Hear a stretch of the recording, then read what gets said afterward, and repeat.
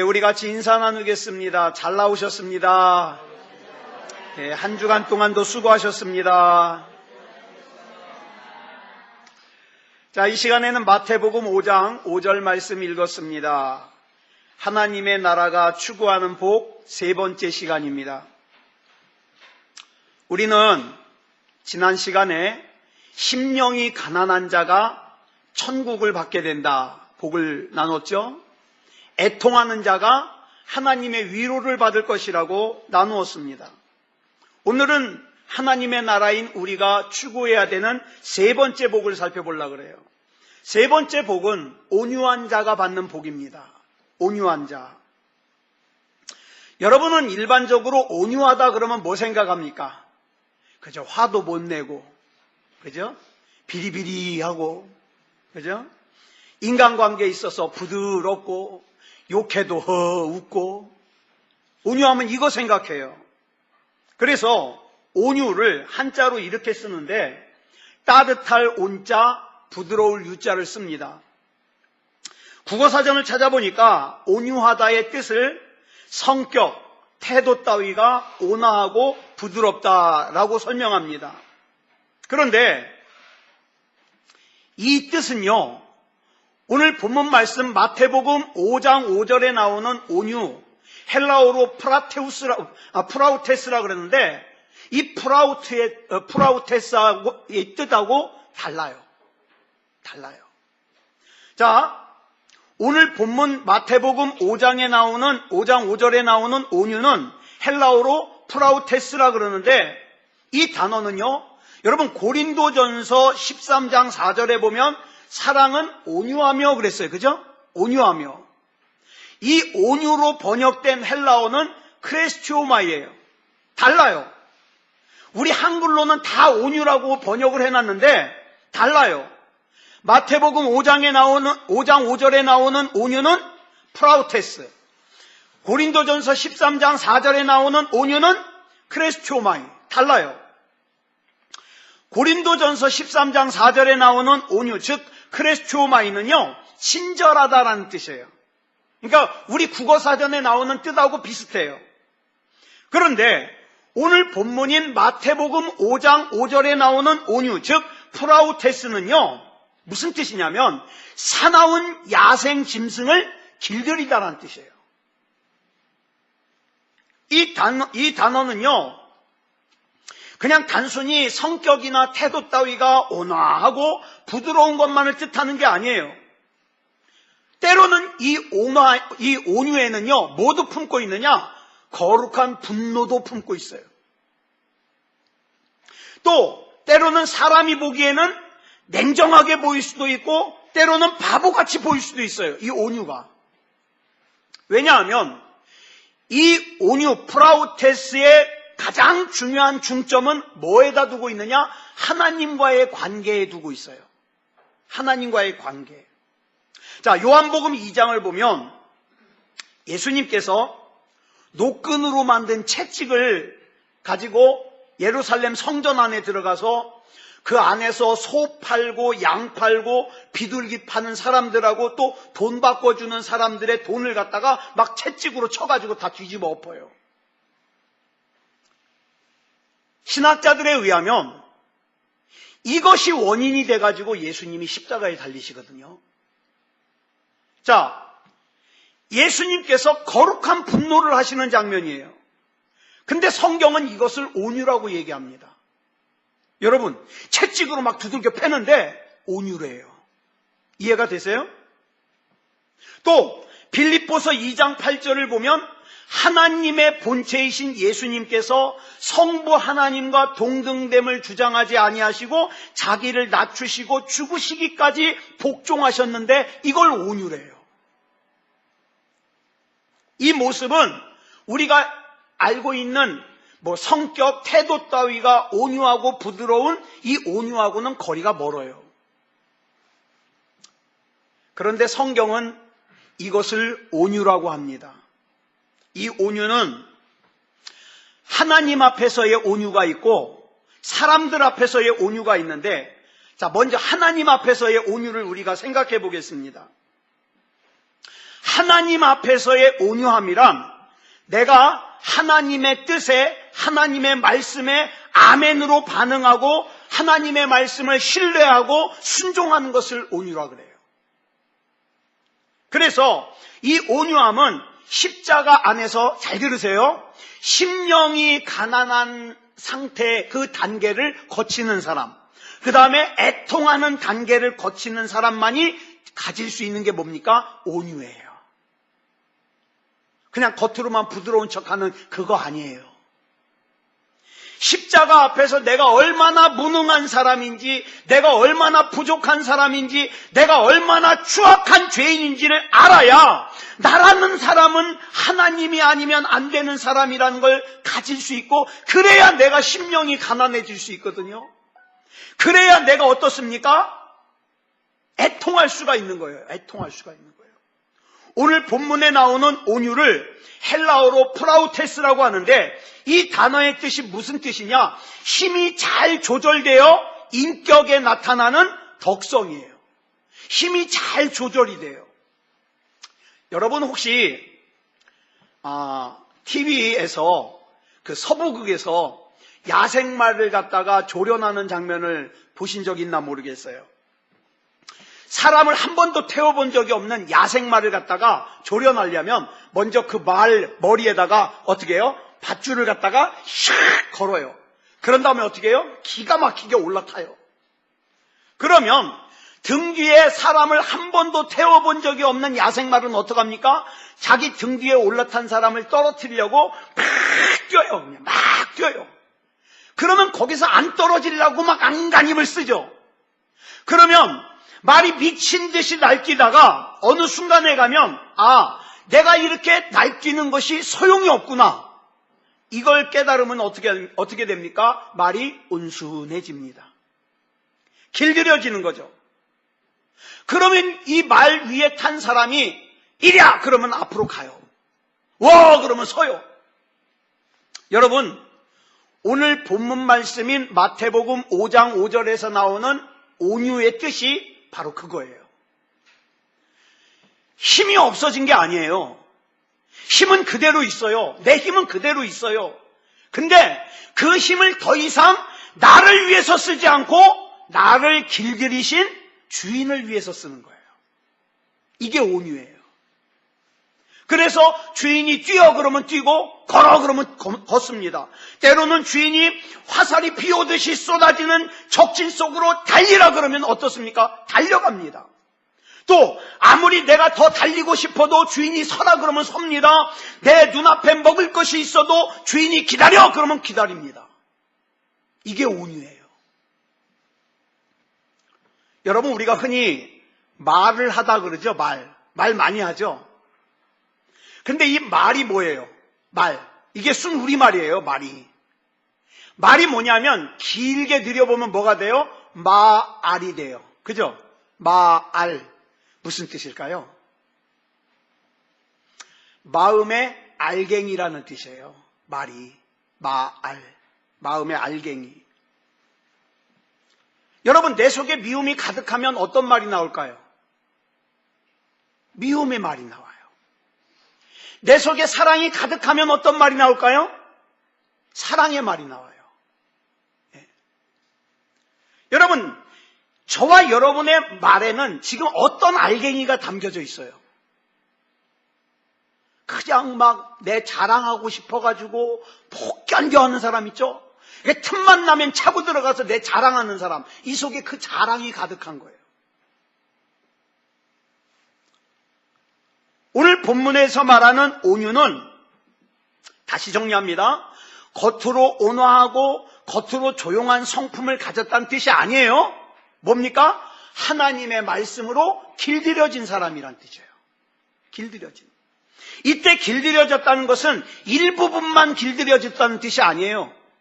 완전히 길들여진 거예요. 예를 들어 볼게요. 서커스단에 호랑이가 한 마리 있어요. 이 호랑이가 평소에는 조련사의 말을 잘 들어요. 근데 3년에 한 번씩 조련사를 물어요. 그러면 이 호랑이는 길들여진 거예요? 길들여지지 않은 거예요? 예?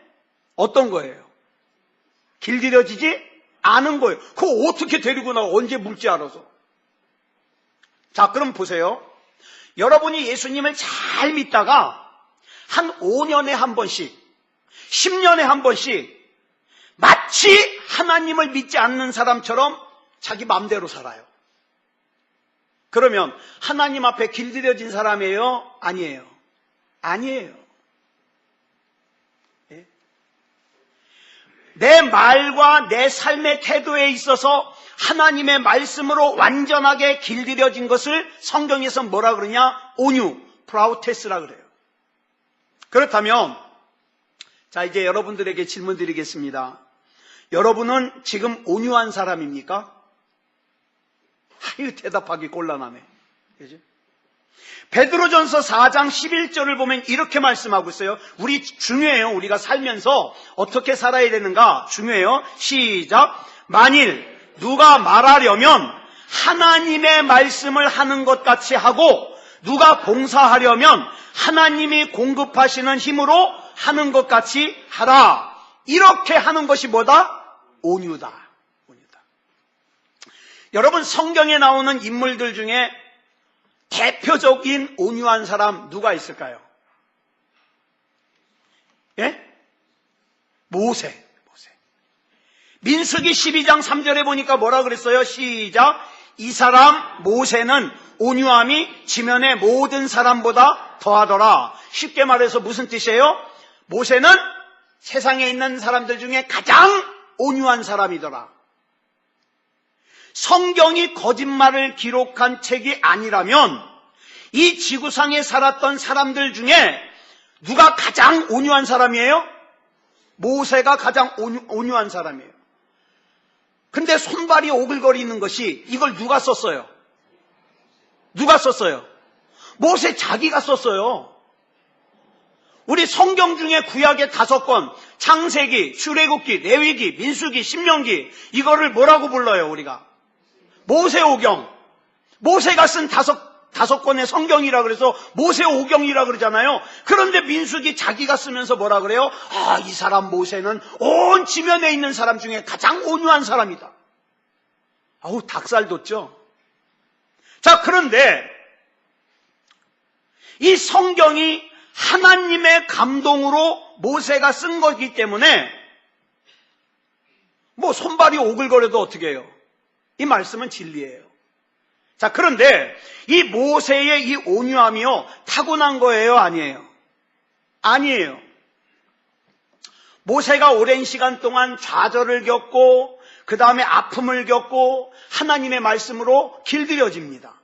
그래서 그로 말미암아 생겨난 게 뭐예요? 온유예요. 처음에는 어떻습니까? 내 생각이 중요해요. 내 판단이 중요해요. 내 고집이 중요해요. 그런데 하나님께서는 이 세상을 살면서 나를 수없이 실망을 시키고 좌절하게 하고 결국에는 우리에게 뭘 깨닫게 하시는가? 나라고 하는 존재는 하나님이 아니면 안 되는 존재라는 걸 깨닫게 하셔요. 다시 한번 정리합니다. 오늘 본문에 나오는 온유의 뜻이 뭐라고요? 하나님의 말씀으로 길들여지는 거. 그죠? 길들여지는 거. 신앙생활이 뭐예요? 여러분, 절대 사람들에게 얘기할 때 나는 교회 다닌다 그러지 마세요. 나 제일 듣기 싫은 말이에요. 신앙생활이 뭐냐? 신앙생활은 교회 다니는 게 아니에요. 하나님의 말씀으로 길들여지는 거예요. 조금씩 더 바뀌어가야 돼요. 이스라엘 백성들이 40년 동안 광야 생활을 했죠. 뭐 때문이에요? 간단해요. 이스라엘 백성이 몸은 애굽에서 나왔는데 뭐가 아직 안 나왔어요? 마음이 아직 안 나왔어요. 그래서 툭하면은 애굽에서 먹던 거 먹고 싶다 그러고 애굽으로 돌아가고 싶다 그러고. 그래서 광야 40년은 하나님의 징계가 아니에요, 여러분. 그거 하나님 앞에 벌 받았다고 하면 안 돼요. 광야 40년은 하나님의 징계가 아니라 애굽에서 미쳐 나오지 못한 이스라엘 백성들의 마음이 출애굽하는 기간이 40년이에요. 하나님께서 저와 여러분에게 능력을 행하실 수 없어서 능력 행하지 않는 게 아니에요. 내 몸은 지금 예배당에서 예배드리고 준비가 다 됐는데 아직 내 마음은 삼천포에 가 있어요. 하나님 앞에 온전하게 온유하지 못해요? 그러면 어떻습니까? 이 마음까지 돌아올 때까지 기다리는 거예요. 근데 어리석은 인간은 그걸 몰라요. 하나님, 내가 그렇게 교회 열심히 다녔는데 왜 나는 힘들어요? 마음이 안 왔잖아. 마음이. 여러분, 이 기간이 왜 필요한가? 이스라엘 백성들의 마음이 애굽에서 나오지 못한 상태에서 이스라엘 백성이 가나안으로 들어가면 무슨 일이 생길까요? 그 가나안을 뭘로 만들어버려요? 또 다른 애굽으로 만들어버려요. 그죠? 그래서 하나님이 보류하시는 거예요. 여러분, 저와 여러분이 진짜 하나님의 사람이라면 하나님의 뜻에 합하지 못하게 살 때 하나님은 나를 기다리게 하십니다. 근데 이 기다림의 과정이 너무 힘들어요. 그러니까 따라하겠습니다. 빨리 마음을 챙기자. 그럼 들고생해요. 들고생해요. 그래서 하나님의 사람으로 길들이시는 거예요. 예? 가나안에 들어가서도 하나님의 백성답게 살 수 있도록 길들이시는 거예요. 자, 그 중에 광야 생활에서 하나님께서 특별하게 시키신 훈련이 뭐냐? 구름 기둥, 불 기둥이 서면 이스라엘 백성도 서요. 구름 기둥, 불 기둥이 움직이면 빨리 보따리 싸가지고 따라가요. 이거 훈련시켜요. 성경을 보니까, 민수기를 보니까, 저는 안 세봤어요. 어떤 분이 민수기를 읽으면서 세봤나 봐요.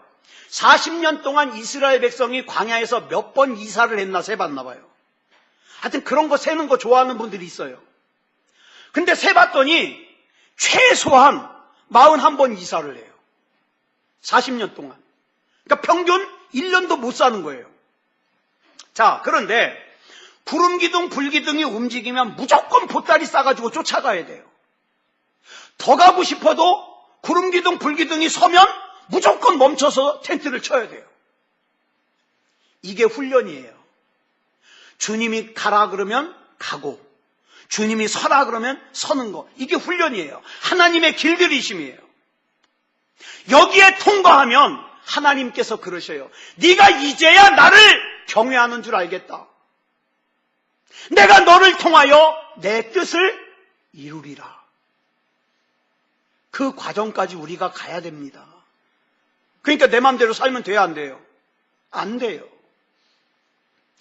하나님께서 이렇게 나를 길들이시는 이유는 하나님의 욕심을 채우기 위해서가 아니에요. 나를 괴롭히는 것이 하나님의 취미이기 때문도 아니에요. 세상이 나를 빼앗아가지 못하게 하는 거예요. 세상이. 마귀가 나를 길들이지 못하도록 하나님이 붙잡는 거예요. 악한 마귀는요, 끊임없이 저와 여러분을 돈으로, 사람으로, 쾌락으로 길들이려고 노립니다. 이런 세상의 것들이 내 삶 속으로, 내 심령 속으로 들어오면 그것이 쓴뿌리가 되어가지고 하나님과 나 사이를 갈라놓습니다. 멀어지게 만들어요. 여러분, 이 말이 맞나 틀리나 한번 생각해 보세요.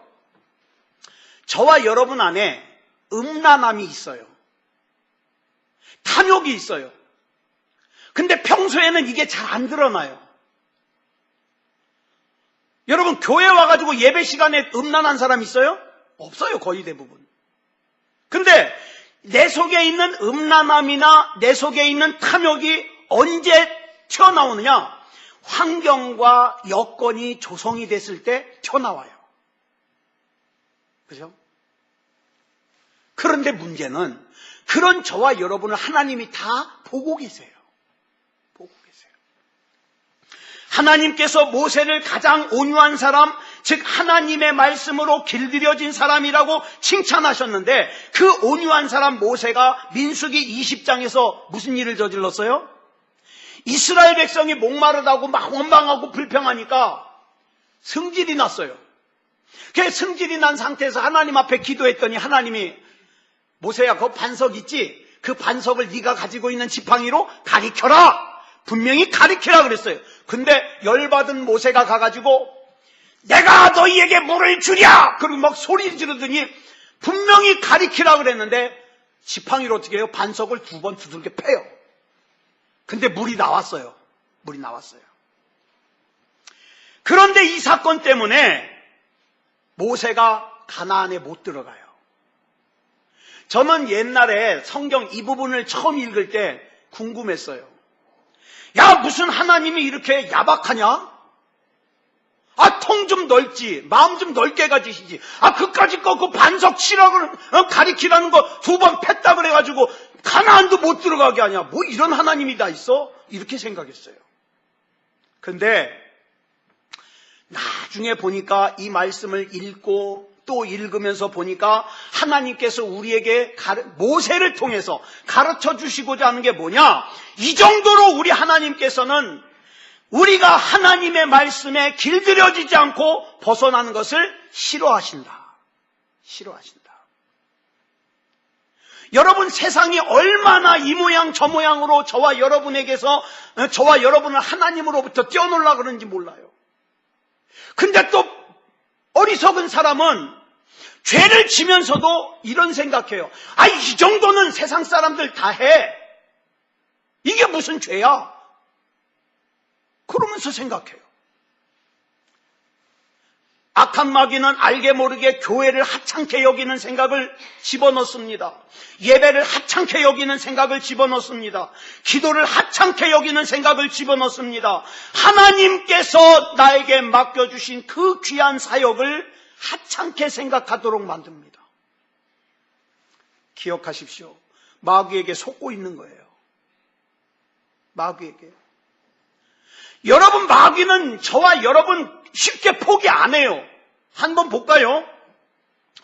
애굽에서 10가지 재앙을 당한 후에 애굽의 바로왕이 이스라엘 백성을 놓아줍니다. 근데 그냥 놓아줬어요? 아니요. 조금 있다 생각하니까 안 될 것 같아요. 그래서 군대를 보내가지고 다시 잡아오라고 시켜요. 악한 마귀는 저와 여러분 쉽게 포기 안 합니다.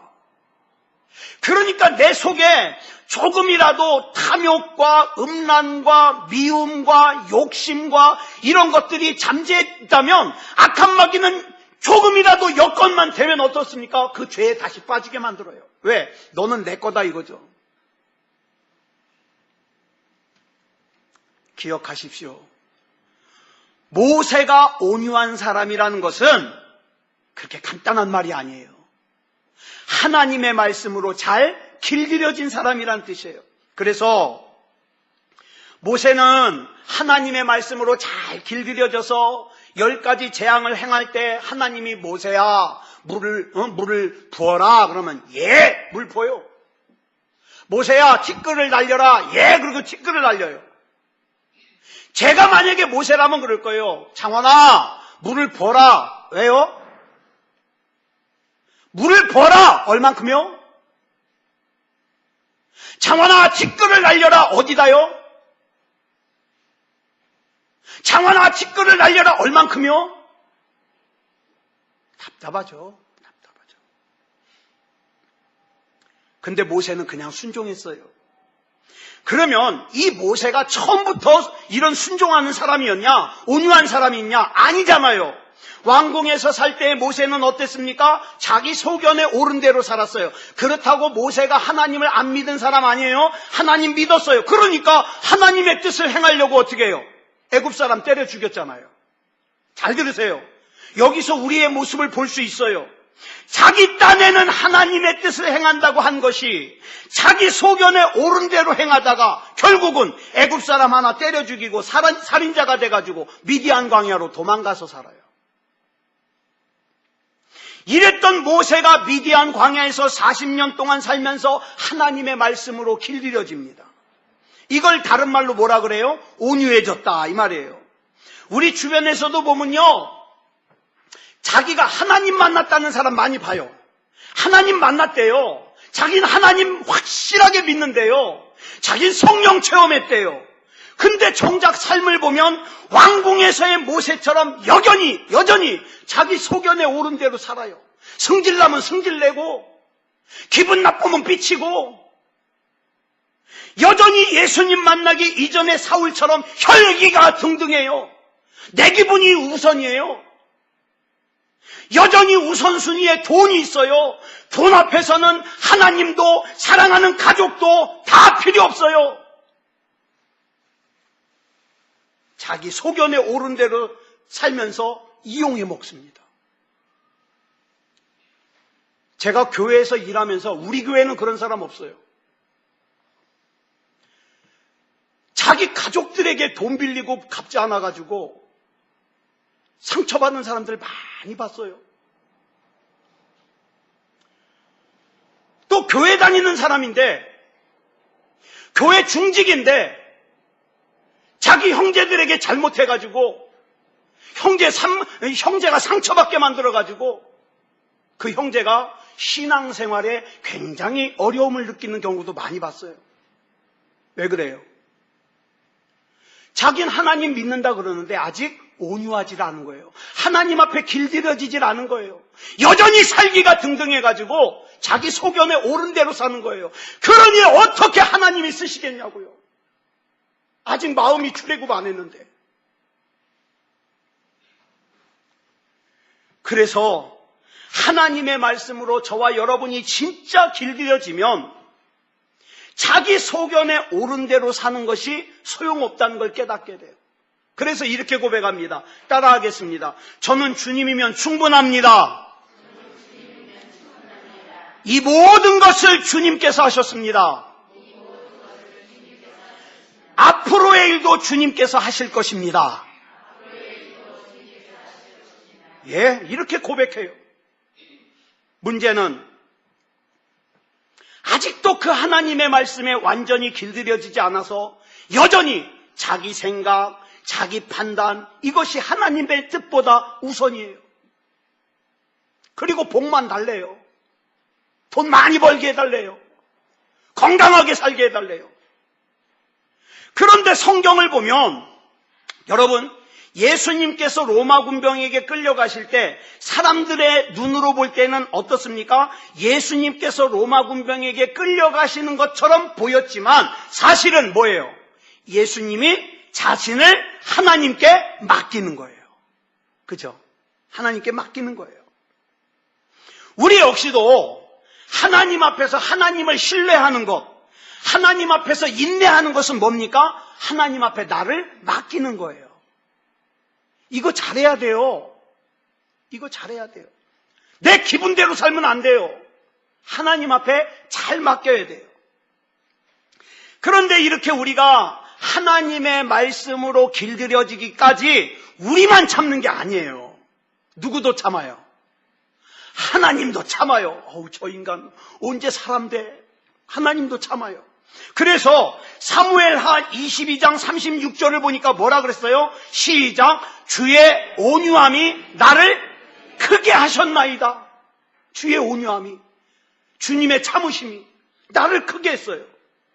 하나님께서 나를 잡아주시지 않으시고, 나를 참아주시지 않으시고, 나를 기다려주지 않으시고, 내가 잘못했을 때 그 죄에 대하여 그 즉석에서 나를 심판하셨다면 이창원 목사는 오늘 여기 없습니다.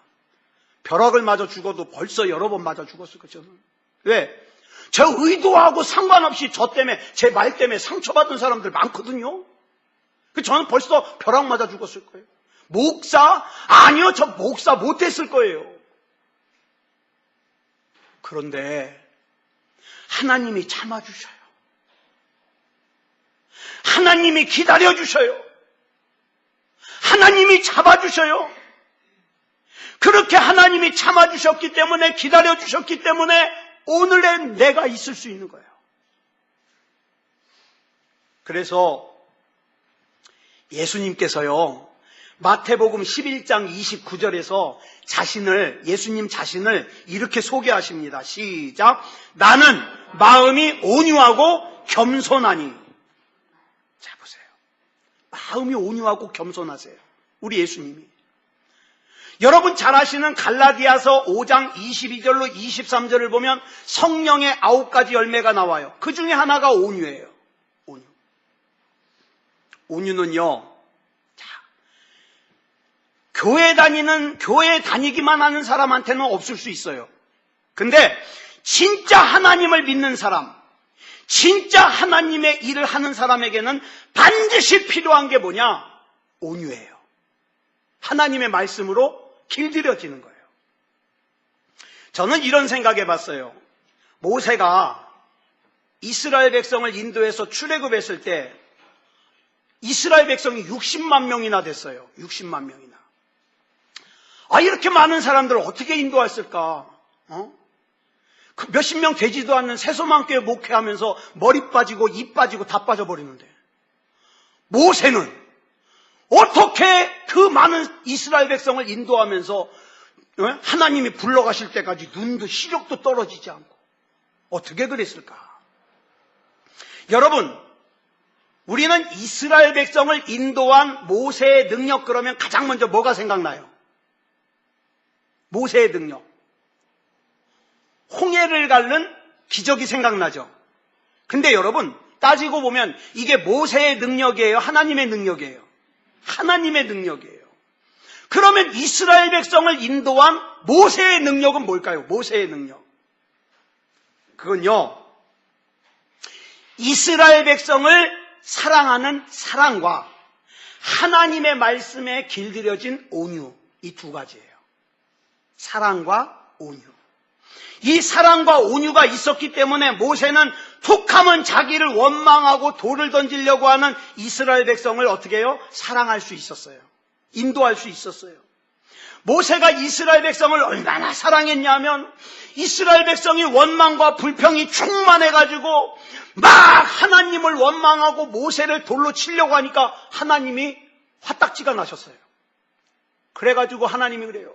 모세야! 내가 저 인간들 내가 싹 전멸시킬 거야. 다 죽일 거야. 그리고 모세 너로부터 한 민족을 다시 만들어가지고 내가 인도할 거야. 이렇게 말씀하셔요.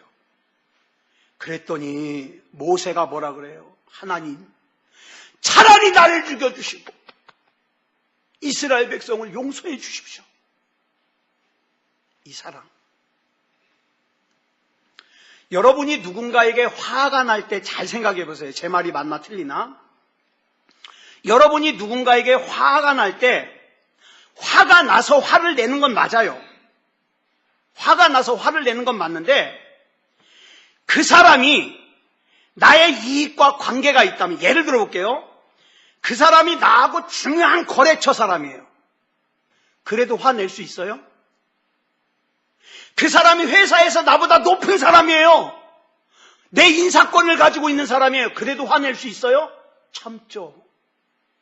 그 사람에게 잘못 보이면 내가 큰 손해를 봐요.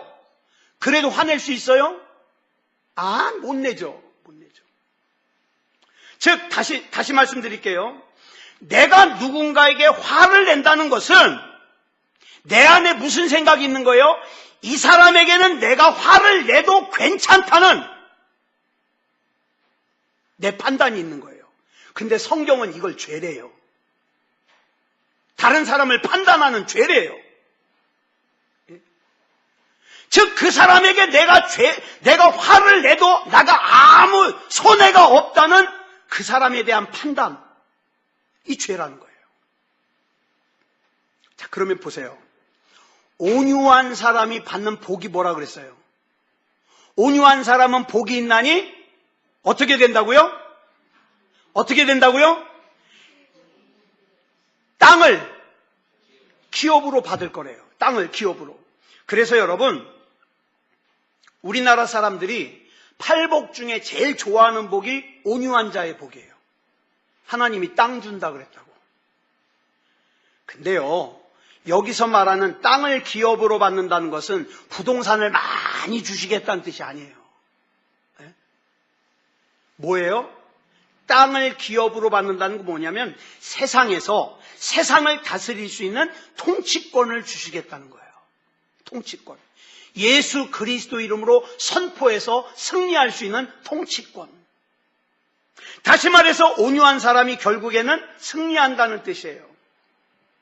하나님을 알기 전에 저와 여러분은 어땠어요? 이기적이에요. 탐욕스러워요. 음란해요. 거칠어요. 비열해요. 다른 사람 판단 너무 잘해요. 그래가지고 나에게 이익을 주는 사람에게는 간쓸게 다 빼놓고 웃어주고, 나에게 아무것도 해줄 것이 없으면 화내고. 근데 성경은 뭐라 그래요? 반대로 얘기해요. 나에게 갚을 것이 없는 사람에게 더 잘해라. 왜? 그 사람이 나에게 갚지 못하면 그것이 하늘로부터 나에게 복으로 온다 이 말이에요. 복으로 온다. 근데 세상에 속한 사람은 반대로 살아요. 반대로. 이렇게 온유한 자가 땅을 기업으로 받는다는 것은 결국에 세상을 이기는 거다. 하나님께서는 이렇게 하나님을 절대적으로 신뢰하고 하나님의 말씀으로 길들여진 저와 여러분을 통하여 하나님의 나라를 이루길 원하십니다. 자, 한 번만 끝으로 다시 정리하겠습니다. 온유한 사람은 어떻게 살까요? 그러니까 하나님 앞에 길들여진 온유한 사람은 어떻게 살까요? 자기 소견에 오른 대로 살지 않습니다. 온유한 사람은 하나님에 의해 길들여지고 변화된 사람입니다. 온유한 사람은 자기보다 약한 사람을 무시하거나 외면하지 않습니다. 온유한 사람은 겸손함으로 친절을 베풀고 사랑으로 위로하고 끌어안습니다. 온유한 사람은 항상 순하기만 한 것이 아니라 때로는 하나님의 뜻을 지키고 교회를 지키기 위해서는 거룩한 분노도 합니다. 세상의 악한 것들이, 동성애 같은 것들이, 이단 사설들이 교회 안에 들어오려 그러면요, 저와 여러분도 채찍 만들어서 휘둘러야 돼요. 그거는 막 악한 마귀가 쳐들어오는데도 나는 온유해. 그거 온유 아니라니까요. 그건 바보지. 거룩한 분노. 저와 여러분이 살고 있는 이 세상에 버젓이 동성애 같은 죄가 나오면서 죄를 죄로 알지 못하고 부끄러워하지 못한다면 거기에 대하여 예수 그리스도 이름으로 당당하게 분노를 표현할 수 있는, 그게 온유한 사람입니다. 이렇게 온유한 사람은 하나님께서 주신 능력으로 승리하는 삶을 살 거라고 분명하게 약속해 주셨습니다. 사랑하는 여러분, 저와 여러분은 이렇게 온유함으로 하나님이 주시는 승리를 누리는 저와 여러분이 되기를 그리스도 예수님의 이름으로 축복합니다. 반주 준비해 주시고요. 그래서 오늘 우리가 같이 이 찬양 부르고 싶어요. 하나님이 보시는 거 나도 보고 싶어요. 하나님의 손길이 닿으신 곳에 내 손도 거기 있고 싶어요. 그러기 위해서는 나는 하나님께 길들여져야 됩니다. 하나님, 나를 길들여 주시옵소서. 이 찬양하고 같이 기도하겠습니다.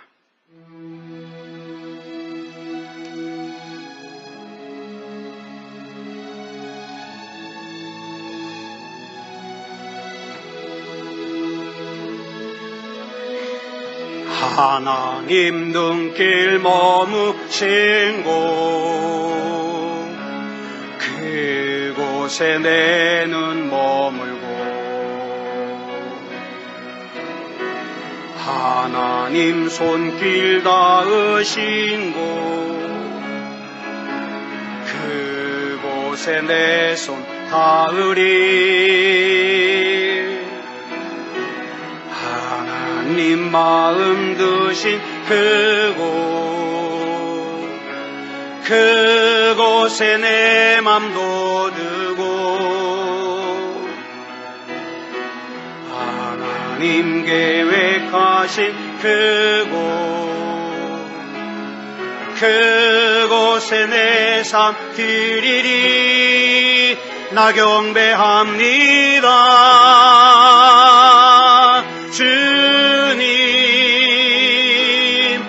주님만 닮게 하소서. 나 예배합니다.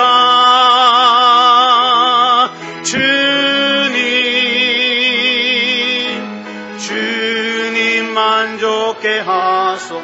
하나님 눈길 머무신 곳,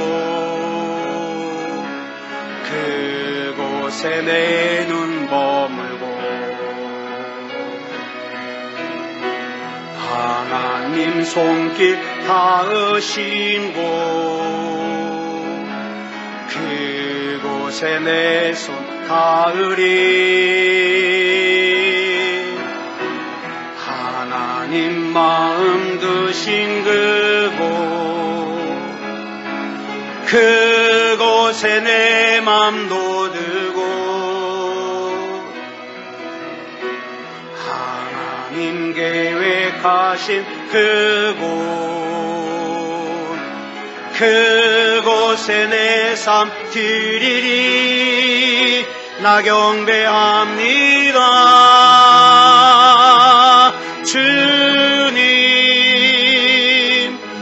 주님만 닮게 하소서. 나 예배합니다.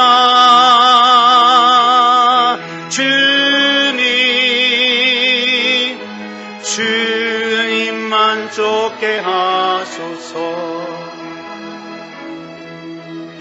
자, 우리 다 같이 이렇게 하나님 따르고 하나님 쫓고 하나님의 말씀에 길들여지는 우리가 되게 해달라고 같이 합심으로 기도하겠습니다. 사랑의 아버지 하나님, 은혜를 감사합니다. 이 시간 우리 하나님의 은혜 가운데 붙잡아 주시니 감사합니다. 사랑의 아버지 하나님, 온유한 자가 되게 해주시옵소서. 하나님의 말씀에 길들여지게 하여 주시옵소서. 하나님이 앞장서 가시면 하나님 따라가게 하시고 하나님이 멈추면 멈추게 하여 주시옵소서. 다른 사람 함부로 판단하지 말게 하여 주시고, 아버지 하나님의 내 마음에 하나님 마음 품게 하시고, 아버지 하나님의 하나님의 뜻 가운데 살게 하여 주시옵소서. 사랑의 아버지 하나님, 붙잡아 주셔서 온유한 자가 되어서 아버지 하나님이여 이 땅에 하나님이 주신 승리를 우리가 경험하며 그렇게 살게 하여 주시옵소서. 믿음다운 믿음이게 하여 주시옵소서. 우리 하나님께서 붙잡아 주시옵소서. 이 시간에 우리 하나님께서 깨닫게 해주신 대로 아버지 하나님이여 순종하여 움직이게 하시고 하나님의 은혜 가운데 거할 수 있도록 인도하여 주시옵소서. 모든 것을 우리 주님 앞에 맡겨드리오며 그리스도 예수님의 이름으로 간절히 기도드렸사옵나이다. 아멘.